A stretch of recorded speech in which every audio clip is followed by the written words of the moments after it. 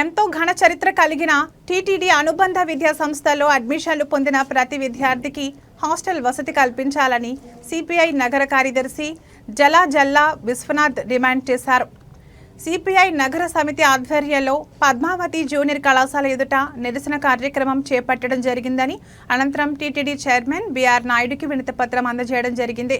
ఈ సందర్భంగా సిపిఐ నగర కార్యదర్శి విశ్వనాథ్ మాట్లాడుతూ, ఎంతో ఘన చరిత్ర కలిగిన టీటీడీ అనుబంధ జూనియర్ కళాశాల నందు అడ్మిషన్లు పొంది 2 నెలలు గడుస్తున్నా ఇంతవరకు వారికి హాస్టల్ వసతి కల్పించకపోవడం వలన తీవ్ర ఇబ్బందులకు గురవుతున్నారని తెలిపారు.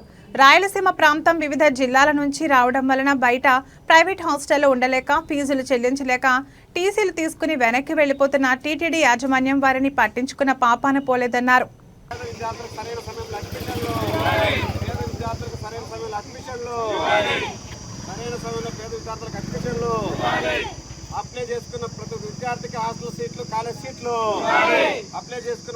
భారత కమ్యూనిస్ట్ పార్టీ సిపిఐ తిరుపతి నగర సమితి ఆధ్వర్యంలో టీటీడీ విద్యా సంస్థల్లో చదువుతున్న పేద విద్యార్థులకు టీచర్ పోస్టులు భర్తీ చేయాలని, అక్కడ మౌలిక సదుపాయాలు కల్పించాలని, సరైన సమయంలో అడ్మిషన్లు నిర్వహించాలని, రికమెండేషన్లు లేకుండా అక్కడ అడ్మిషన్లు చేసుకుని విద్యార్థులు తల్లిదండ్రులను తిప్పకుండా చూడాలని ఈరోజు టీటీడీ చైర్మన్ బిఆర్ నాయుడు గారికి వినతిపత్రం ఇవ్వాలని సిపిఐ నాయకత్వం వెళ్లడం జరిగింది.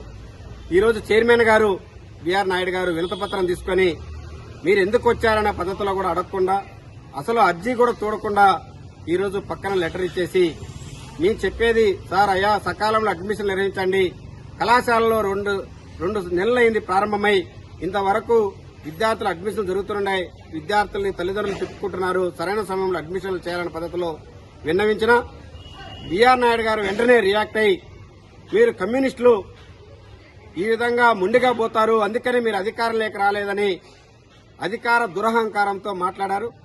ఇది సరైన పద్ధతి కాదు.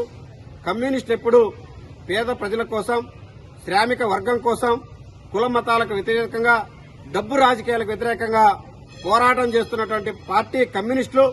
మీలాగా కులాన్ని అడ్డం పెట్టుకుని, మతాన్ని అడ్డం పెట్టుకుని, డబ్బును అడ్డం పెట్టుకుని అధికారంలోకి మేము రాలేదు. దీన్ని దృష్టిలో పెట్టుకోవాలని బిఆర్ నాయుడు గారికి హెచ్చరిక తెలియజేస్తున్నా.